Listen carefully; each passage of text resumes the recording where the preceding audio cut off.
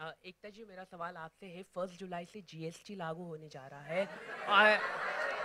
और गाइस, और लिपस्टिक के मेरा कितने हाँ, पे कितने जस्ट परसेंट मैम, का जीएसटी है?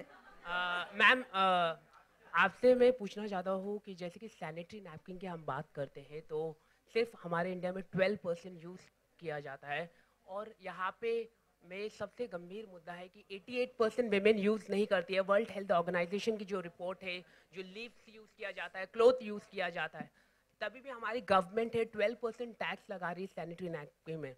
कॉन्डम की बात करें तो टैक्स फ्री होता है, लेकिन ये जो सैनिटरी नैपकिन है बहुत नेसेसिटी होता है, तो आपको लगता है इससे भी टैक्स फ्री होना चाहिए प्रोडक्ट को? What is your opinion? Definitely होना चाहिए, but actually this is not the right platform to talk about this, because honestly I am not that well read about what really is being taxed and how much, but I definitely, on this issue I have heard a lot about. I personally think a necessity of a woman cannot be taxed. You know, be it तो a choice, be it a need, be it a desire. I तो just ma'am, want to say one thing, which is that notice how so many of us giggled at the term sanitary napkin. You know, one thing I must say, that we have to stop as women using words like auntie aiye, have that day of the month.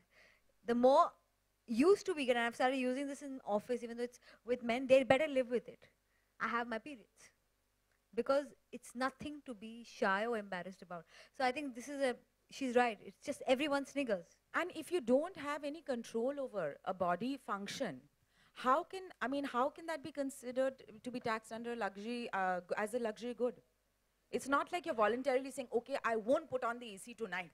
It's not the same thing. And I don't know why adults are laughing when such an important question is being raised. No. And when we're talking about toilet paper, toothbrush, toothpaste, we're talking about sanitary napkins, condoms, sanitary napkins. It's like we're in school. You know, It's but I'll tell you, embarrassing. I work with an educational NGO, so I know what it's like. 10, 15 years ago, when we first started work, we were doing some stuff which had to do with the way in which the body develops. And you have no idea how the teachers responded. They were appalled. They said, no, no, no, no, no, chi, chi, chi, chi, chi, never, never, never, never. 10 years down the line, the same teachers come up to us and say, we can't thank you enough.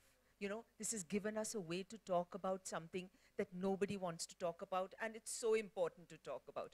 Would you put a child inside a swimming pool without teaching that child how to swim? But you put a child out into the world to produce others like itself, right? Without any training. So it's time for us to stop behaving like ostriches, get our heads out of the sand, and look at the world. For more Bollywood updates, subscribe now to youtube.com/biscuittv.